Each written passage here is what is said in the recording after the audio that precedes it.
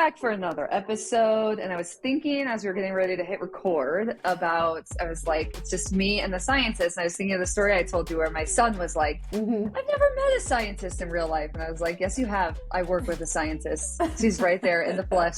It was cute. You walk in the building, you're like, look, right there. It was cute. They're right there, scientists in the wild. Yeah, that was funny. Well, okay, we're going to take advantage of the fact that it's just me and you today and talk a little bit on the science side of things.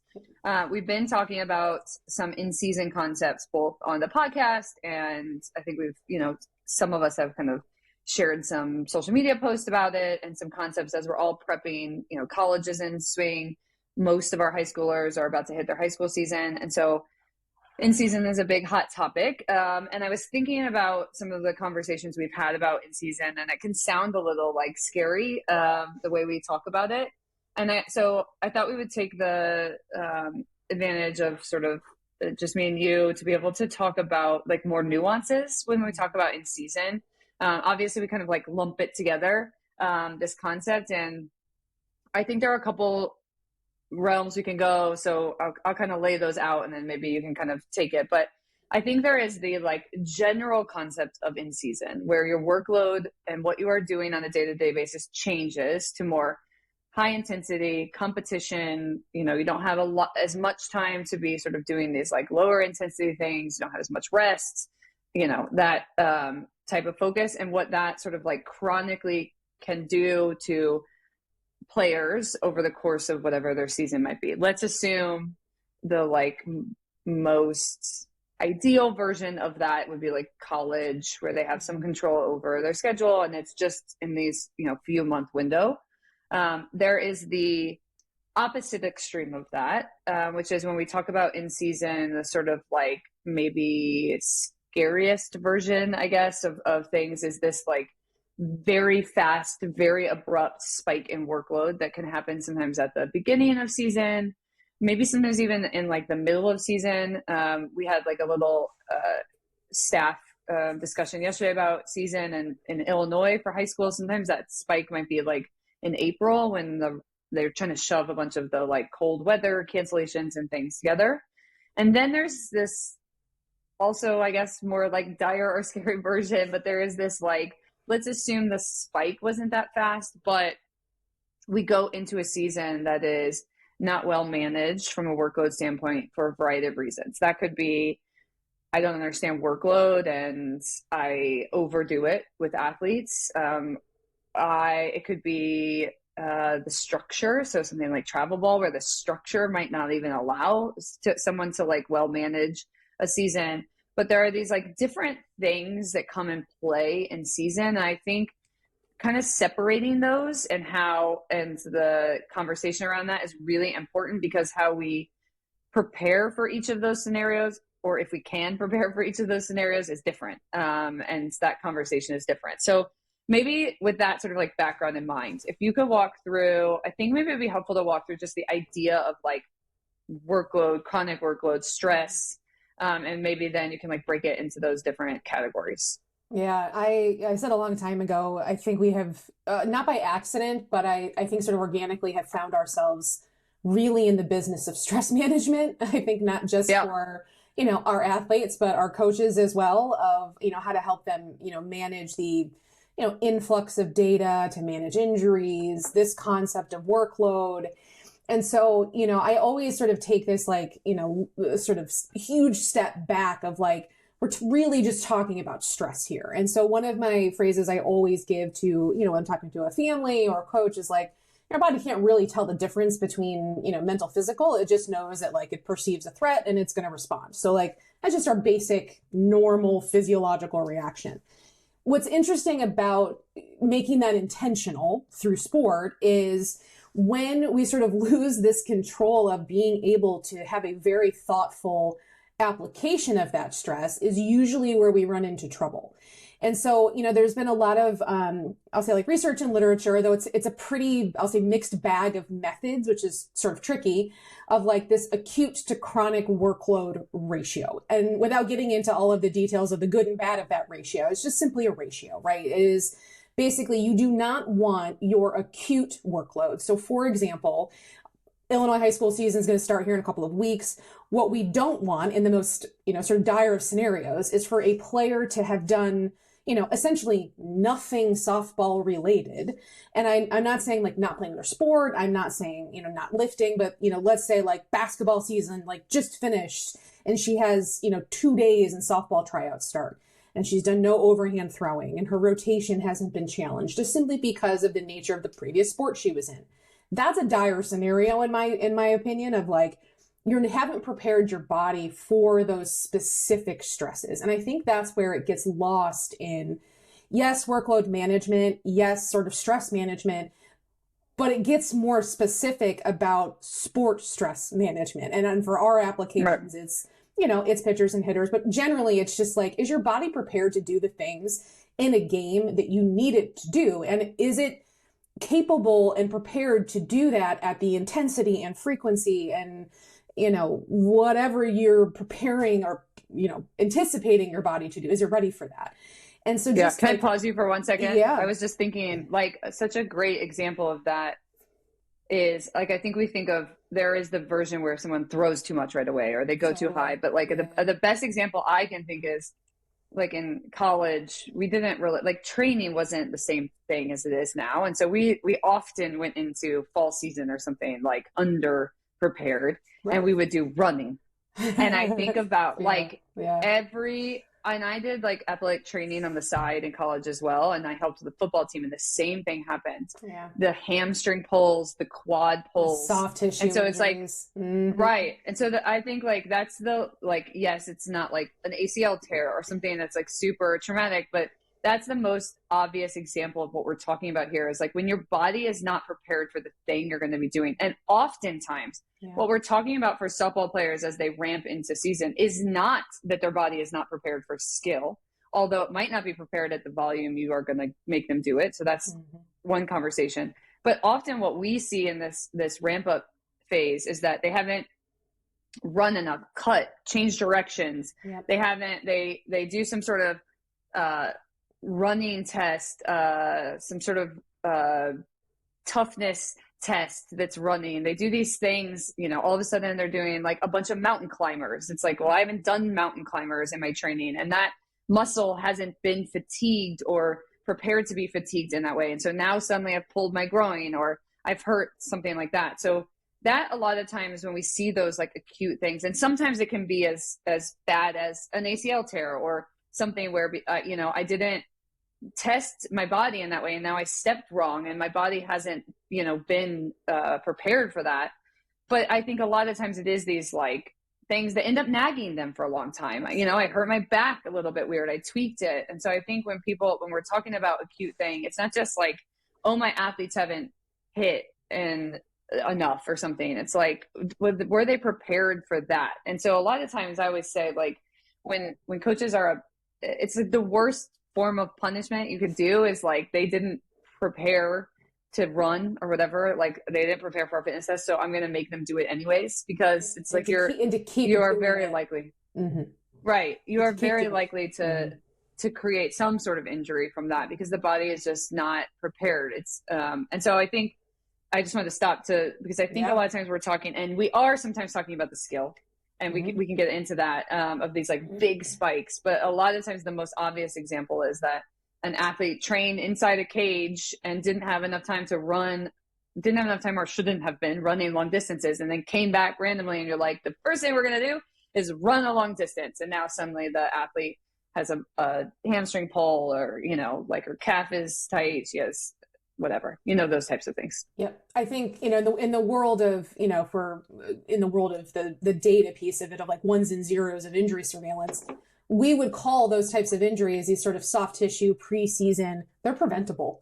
They are legitimately preventable injuries. And so yesterday when, Josh gave a great presentation about what in-season really looks like. I loved that, he laid out the calendar and I was like looking at this daily schedule of a high schooler. I'm like, I can't do that anymore. They're on neurologically all the time. It is just a constant state of stress for them. And I don't think we always appreciate that enough, but I was thinking yesterday, I was like, honestly, if I could tell one thing to a high school coach that lives that is coaching, lives in a state like ours where April's going to get busy just because of weather and because we're going to shove a bunch of games in there, is like, take whatever your practice plan is, take whatever your tryout plan is, and like cut it by 3/4 for the first week. And then add another quarter and like cut your reps, cut your volume. Those kids right now, you have to anticipate that they're going to come into the high school season, especially underprepared. You just have to anticipate that. And so the more that you can just sort of say, all right, my job right now is to build a little bit of this kind of like micro resilience and get them through these first couple of weeks of the season sort of unscathed. You're going to have athletes that don't have those nagging injuries. They don't have the soft tissue stuff. They, don't have arm pain and elbow pain from a zillion overhand throws. And so I think it's sometimes a silo or a tunnel vision. And this happens with coaches where they're like, it's my sport, it's my time. And so basketball's done, or, your winter season is done and you're mine now, basically. And so that level of control now, from the in-season or from the off-season to the in-season perspective shifts from the athlete's control, right? Right now, our athletes are, they're coming in multiple days per week. They're deciding, hey, I'm sore, I'm going to take today off.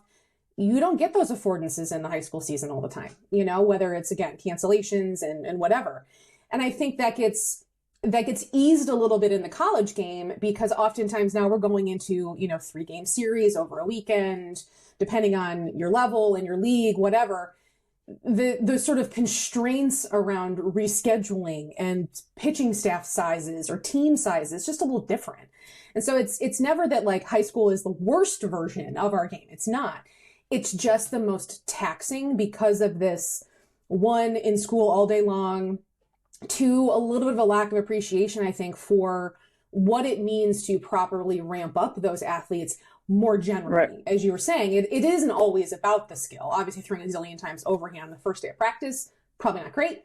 But there is this sort of general resilience underneath that a fitness test on the very first day of practice is not going to tell you anything. It's not about mental toughness. It just reinforces that, essentially exercise is punishment. And I don't think we want to instill that in young girls, in my opinion. And so, the goal of those first couple of weeks is like just general stress adaptation. You're going to have, we talk about this with strength conditioning, you're going to have natural deloads. You're going to have spring breaks. You're going to have summer breaks. You're going to have winter breaks. You just have to work around those things. But there is a general stress that has to be built, in addition to that very sport specific stress. And I think that gets missed a lot. And when we talk about those scenarios of, this like acute spike, the more that your body is sort of chronically prepared under the sport, meaning you're not doing nothing. So if nothing is 0, I'm sitting on my couch, I'm doing absolutely nada. And the next day I'm going to go out and play a game, right? Those are our two extremes. If you are coming into the season at 0, it's a huge spike to go out and essentially even have tryouts or practice the next day. Your body's going to be sore. You're telling your body like, that wasn't fun. Your body's like, wait a second, that was way more than I'm used to doing. And it's not only are you going to be sore, but like it's going to have mental impact. There's going to be a host of things of just being in pain, right? Our body doesn't like to be in pain. We avoid that. So I think there's just some like larger general concepts that if like we take a step back as coaches and think about, our stressors as adults in the working world, they're really applications no different than our athletes. We need to have some sort of general adaptation and be thoughtful of when that's absent for whatever reason. There's sport, injury, there's all these scenarios that just sort of reduces her capacity. The more her chronic workload can sort of stay up and elevated, I call it like filling up the stress bucket, right? And the more that can stay up and elevated and the smaller gap there is to game-like intensity, the more she can tolerate going extra innings, multiple games in a week, multiple games in a day if she has to in the summer. But when it's like you're sitting way down here and your body's in pain and sore, you're not going to get that out of you. It's just not realistic. Yeah. I was thinking while you were talking about the sort of example we gave of, and I think this ties into a couple of things. It's stress, it's understanding what the skill is, but this idea that then, another instance we see. So there's this case of like, we ramp up way too fast. We haven't overhand thrown and now we throw 600 throws the first day. We haven't run in that way and we do mile test or something. There are these examples of like, your body cannot take it. It wasn't prepared for that. And that causes, issues. Then there's the example of like just too much. And so, I think this is a mix between what is our body capable of and also what are we trying to train for. So I think of like, okay, let's go to like a very easy example. I don't know, easy is the right word, but let's get rid of skill for a second. And we're in strength training. There is a difference between I am trying to sit in the strength load range and I am trying to get muscle endurance. I'm trying to get hypertrophy, and the rep ranges we do for that and the focus that we do for that are different. And so if I'm like, my goal, I'm a CrossFit athlete and my goal is to prepare in the CrossFit Games, and I'm going to have to do 600 burpees for the test, then I am preparing for muscle endurance. It is not to be strong or necessarily powerful in that move. It is to be able to repeat it and for your muscles not to fatigue. There is very little in softball that is asking for that. The pitching, we've got some like a hybrid, and that's why it's complicated. Maybe catching because you're sitting in that squat. But there is otherwise very little in the skill of softball that needs muscle endurance in that way to perform at the best. It needs strength and power and sort of the ability to do that. And so you also get into this flip category of not understanding that concept. And so it's like, okay, let's say an athlete threw a lot overhand in preparation for the season, and she threw plenty. And then you go in every single practice, you throw over and over and over. Every defensive rep you throw, you do, 400 overhand throws a practice, and you do that every practice. And the only break that athlete gets from that is games, and then you do throws in the warm-ups. There's multiple problems with that. So I think maybe if you can kind of walk through this. One is just like, that is too much workload. And so just generally there is no time for recovery. The second is that you are training muscle endurance in that skill. And that is not what we want for throwing. So even by default, you are training her to throw over and over, but not necessarily with power or strength, which is definitely not what we want to do when you make 3 throws a game or whatever it is. So can you kind of walk through those concepts? I think that would be helpful. I was about to, interrupt you before you gave me the space to say that. No. What I thought of immediately was like, it's just diminished returns. Like when we're talking about, overhand throwing is a great example, I think, because it's so universal to the sport, obviously. But the concept of overhand throwing and that volume of overhand throwing is like, I think of it the way we sort of treat sprinting right now, like in our warm-ups and the way James talks about sprinting. It's like, you only want to do so many sprints before your form will just start to degrade because of fatigue, right? Because we are talking about explosive power that you're able to repeat. In order to repeat that, you need to work, rest. And it's the rest piece oftentimes that gets either completely obliterated, or it's so minimal, or it's veiled in this concept of recovery tools, which is a whole other podcast, recovery tools that really don't actually let that athlete's nervous system come down. And so we just keep them in these chronic levels. And so when I think of overhand throwing, I think of your example, I think like, what are you trying to accomplish there? After, I'm making this up completely, this is not a scientific statement, after, let's say, 50 throws, a shortstop to first base, 50 throws. If you want her to then come back the next day to throw without soreness, to maintain some sense of throwing mechanics that are healthy and productive, I don't know that throwing 350 more throws is going to do it. So there gets to be this point where in that session, essentially, there's diminished returns, meaning like you can throw more, but what are you actually sort of reinforcing to your body? You're reinforcing potentially some negative compensations that may not be great for you to help you achieve that goal, because the goal hasn't changed. You're just throwing to first base as hard as you can in this example. And so that's not changing. And so what has to change then is your body, right? And so after a certain point, you're going to have these diminished returns of like, your velo is going to start to go down. You're going to start to lose the ability to, locate it to first base. I'm using some pitching terms, but it's the same concept. You're going to lose command of your overhand throw. And the reason we lose command, even in pitching, is just your trunk and your arms stop talking to each other well. And so I always just think like when coaches are like, oh, we're going to go and we're going to do all of these things and we're going to have an 8-hour practice. Usually this is travel ball. We're going to have an 8-hour practice on a Sunday. I'm like, what are you training for? Because to your point, 400 throws from shortstop will maybe not be equivalent to the, I'm going to guess, let's see, in a bad day, 15 to 20 throws from a shortstop. You got a sick pitcher hitting a lot of ground balls, whatever. How those two things aren't equivalent, right? And your point of like muscle endurance versus power that I then rest appropriately to rebuild my ability to produce that power. Those things are very different. And we talk about energy systems, and it's just simply you need a certain amount of rest, typically in the couple of minutes range, for your muscles to restore the energy source for that power. And so if you're not giving yourself rest, you're just telling your body, find it from somewhere, instead of building the actual energy system and the actual work to rest ratios that are inherently present in the game. And so I just think from like a very large scale is like, think about what our athletes actually do. I think your examples of catchers are great. I think they have a very unique scenario, as do pitchers, obviously, as you've talked about a lot. But think about what you're asking your athletes to do. I mean, if I was a travel ball coach and I'm going to have an 8-hour practice, I think probably that what you're actually training them for is a long day at a tournament to stand around. Standing. That's what I was thinking. That's really probably training. Not bad.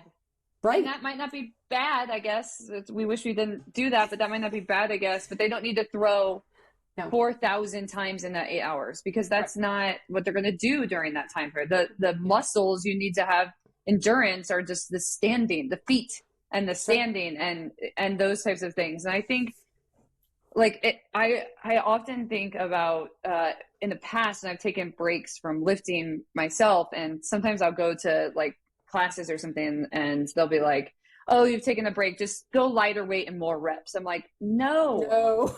That you are so much more sore from that than just, and sometimes we've had athletes scared to lift during season and we're like, you want to stay heavy and just lower those reps, keep the intensity high, and you're not going to be sore from that, because that's not the fatiguing, and the endurance part of it doesn't come into play, and that isn't what our sport is. And so I think it's this workload becomes this combination of not understanding ramp up, and then when that gets mixed, and it often does, with not understanding like, why are we doing this many reps when that literally isn't what the skill requires. And you don't want breakdown in that way. You don't want the muscles to fatigue and break down in that way when you're then trying to ask an athlete to like get the ball as fast as possible from shortstop to first. And so I think being mindful of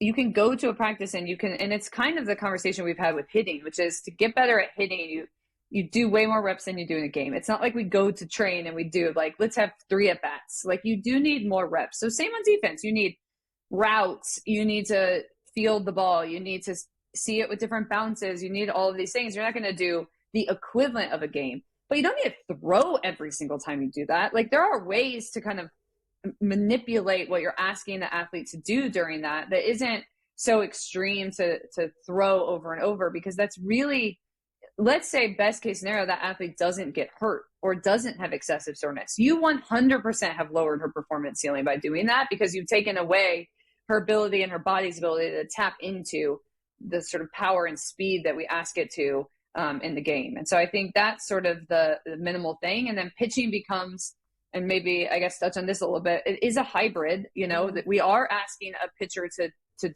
repeat something way more times than anyone else is getting asked to. But you still want her to be able to tap into power and strength in those windows. And so it's this balance of those things. And so that's why doing that, building that chronic workload by just doing that all the time is not really what we're going for. In the same way, we've said this before, you wouldn't run a marathon every day to prepare to run a marathon. Those types of things. But maybe walk into like, okay, I'm a first baseman, power hitter, and that is my skill, versus a pitcher and some of the things we might have to take into consideration for the like repeatability that she's going to be asked to do in season.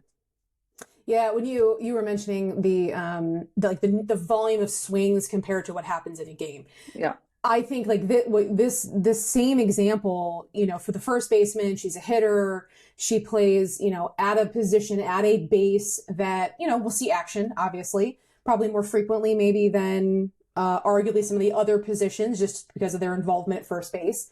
And so when I think of those reps of hitting in particular, but also I think a little bit of the fielding concept, what we're actually trying to prepare them for with the significant volume in fielding and hitting, it's not a training mechanism. It's problem solving, right? So those right, skill acquisition. Exactly. It's exposing them to the reason you need, so many swings in the off season or, to kind of tweak your stuff in the in season is not to train your swing to have endurance. We swing, I don't know, 9 to 12 times maybe in a game. I'm making that number up.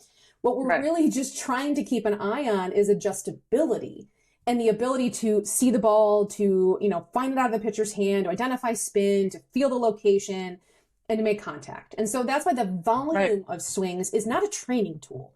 It is not a physical training tool. It is problem solving, and it is exposing that hitter to environments. The same thing with fielding. That's what always drives me crazy. I was like, we need more reps in fielding. Do you, or do you need to just change the context and the environment of how you're applying your drills? Your example of all these different scenarios, maybe like, down the line, working with first and second in the first base example, bunts, like you're preparing for situational problems. It's not endurance training. It's not power training. It's not training at all, really, from that physical resilience standpoint. So before we even get to that, though, she has to have the ability to sprint, to field, to throw, and to do that safely and not have done it so many times that her body can't respond to the fielding practice or the hitting practice. And so, this is my plug for if your strength and conditioning is making you sore, it ain't the right strength and condition. I'm gonna be really honest. When you mention the example of, I'm new to this or whatever, and they say, okay, up the reps and lower the weight, my brain went underload. And so I think we have to be considerate of okay, we say lift heavy, less reps because we're trying to drive this, neural stimulus.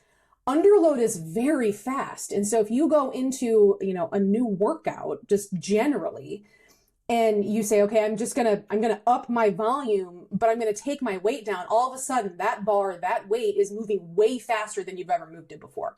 And so that is also dangerous. It's not just the weight itself or even the frequency. It's the velocity at which you move it. And so I think there's a couple of, and my brain goes to variables. There's a couple of variables I think that coaches heading into the season need to think about. What am I trying to build for? When is that actual first game? And if it's dicey because of the weather, I'm going to make my best guess and I'm going to backtrack from there. How many reps am I asking them to do? What am I asking them to do?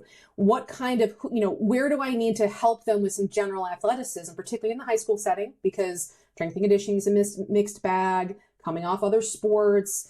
The college setting is different. There's just so much more control and simplification because you are, there as a student athlete for typically a single sport. Right. And so there's just a different level of complexity, I think, that happens with the high schoolers. You have all these different variables. And so the best athletes that we've had, meaning they've done their due diligence to prepare, they still get hammered in season. It doesn't prevent you from having any decline in performance or even getting sore or even experiencing injury. That's never fully preventable. But they go a lot longer. And at least when they come out of that season and that workload, they're a little less, I'll say, destroyed than they would have been had they not prepared. And so oftentimes on sales calls when our potential clients are coming to us, tell me about in-season lifting. Why do I need that? And my example is always, especially if you play high school ball in the spring, it's you don't want to let the high school season and its workload challenges and, your level of competition degrade you so much that in that short break you get before summer, you can't build back, right? Or your climb to build back is so much steeper. If every single change of season, you're going way up here and coming right back to zero, then you're not building anything. You're just going up and down, right? You're not having this very non-linear climb. And I think it's the context of why are we doing fielding drills? Why are we doing so many swings? it's not really about the physical resilience of it in those scenarios. That needs to be built differently and elsewhere, and probably a little more thoughtfully than it has, in terms of preparing those athletes for, what it means to play a single game or double header, or to stand on a field for 8 hours at a tournament. I think that's the context that has to be kept in mind. Yeah. I was going to say, I think this kind of last scenario, so there's an element of sort of in the high school age, there is high school season. The reason it gets so tricky, like the reason what we were talking about from an Illinois standpoint, is it's cold when the season starts, so they don't play. They try to keep all those games. There's, they reschedule them and jam them into this short window. In travel ball, we have tournaments that have 11 games in a weekend. There's just a lot. And so what that goes to, and kind of, this is not really the point of this conversation exactly. So I would just put that in the bag of like, it goes to what we're talking about. You are asking a sport that is about power and speed to become an endurance sport at a level that like a body cannot manage in a way that ever makes sense. Like that structure doesn't match the sport and what you're asking of someone to do for their body. And that is a separate conversation, but that's sort of like, let's put that over there. When that's managed that way, and the system itself is determining that, you're just like, that's not a match. That's not what our game is. That's not what our bodies are trained to do in the game. You're going to be worse at best. Those athletes are just along for the ride. You're just going to be worse at best. Yes. You're going to be the most average version of yourself, unfortunately. Right. Yeah. Okay. So let's go to the example of, it's a college program. We are highly in control of workload. We are managing, let's say it's a school where sport comes pretty first for them during season. They're able to kind of manage school around it. And the staff, the whole staff, strength and conditioning, everyone is on the same page about sort of the conversations we've had already. In that scenario, where is this dream school, first of all? Yes. Yeah. There are some. That's true. But now I will say there are some, but I will say even the college season right now, how like they just played a tournament right to start, right? So there's some tough things that we're facing. But let's just say we're doing our best in a regular season. It's the, mid-February to June time period. It's in that. I think for that scenario, and obviously you can kind of probably speak on this a little bit smarter, but in that scenario, it's basically, we are still asking, and at that level, we're talking about the highest, of athletes and the highest performers. We are asking our bodies to push itself to a pretty top threshold of what it's capable of, from a standpoint of the power, like the sprints that I go get a ball, the pitch that I throw, the way I dive and lay out faster. things, the game is just faster. Yes, absolutely. Right. Yeah. And so we're pushing at a threshold higher than we train. Mm-hmm. And really in this top window of like what the body's capable of doing. That's the goal. That's what we're pushing for, right? It's like pushing the body to its highest point eventually. We see people throwing 72, 74. It's like, we're starting to push, and it's getting harder and harder to budge those up. And that's because the body is near its threshold, essentially. So in that stage, what is like the considerations? What typically happens in season? Like, we always say, like, even when it's best managed, the athletes still come back. And I want to be clear. It's not like, oh God, like they're still terrible. It's just, that's kind of what's expected in season. That's what you're preparing for. Which is why we don't want season to go 10 months of the year. But in this time period, what are the things that like we're preparing for? What is the body being asked to do? What's causing the fatigue? Like what does that sort of scenario look like? Yeah, I think for the colleges, the primary factor that's different is travel. I think it's the travel piece that sometimes is such an influence on, decisions of, can we get a lift in? Even the most well-intended programs, it's tricky to navigate maintaining this sense of consistency of stressors at home, when you have a home series and you can lift in your own facility, you can practice and play in your own facility, and to manage just simply the difference of being on the road, right? Let's just separate for a second that, your competition may be different, or you're just not playing, you're just in unfamiliar territory. But the travel component of, sitting for long periods of time on a bus ride, for, flights, and the way our conferences are so spread out right now, the travel component is something I think that the college game, it's a little unique in that. And I think there are some aspects of it that travel ball does mimic, but it goes to such an extreme, of like this, like we're going cross country every weekend. That's not quite what the colleges are doing. Is they will have home stands, they will play local. And so I think there is this navigation in the college level of like, what are our like best practices at home when we are in control of everything? We can lift in our facility. Like I said, we practice play. It's our locker room. Everything's familiar.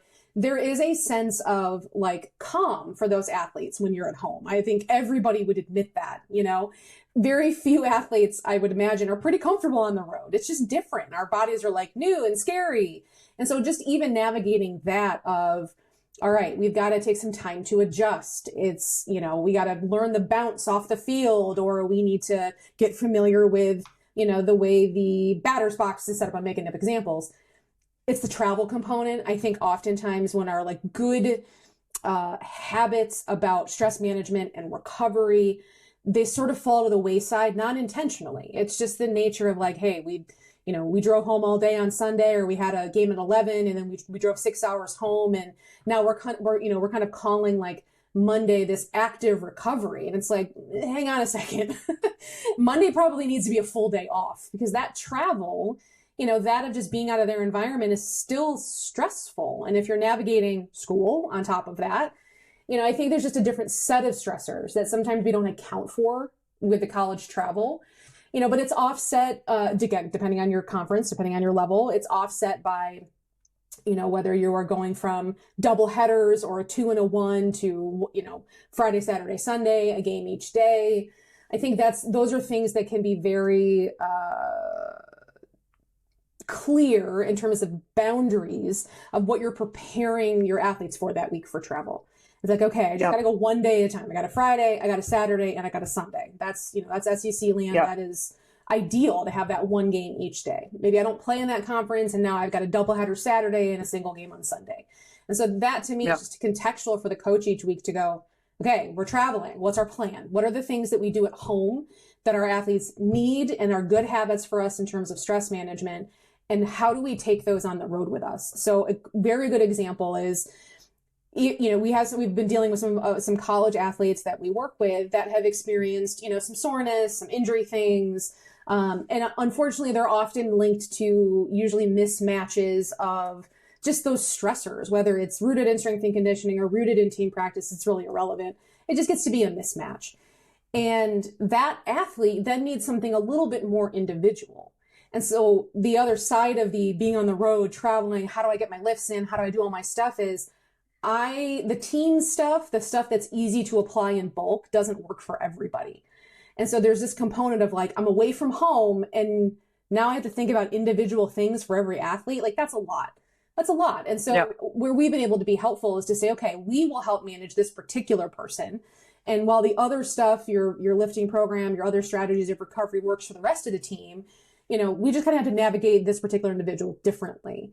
And so that's been a strategy to help with that. But I don't envy the college coaches in that regard because, trying to do what's best for the entire team when you have a roster of 25 people, you're not going to make everyone happy by any means, but it's really taking those good habits from home and taking them on the road with you the best that you can. You won't get it perfect because that's hard, but it's just the best you can. It's maintaining lifts, maintaining time for, study and school and downtime. And it's tricky. Travel part, I think, is the trickiest part about colleges and factoring that in. Yeah.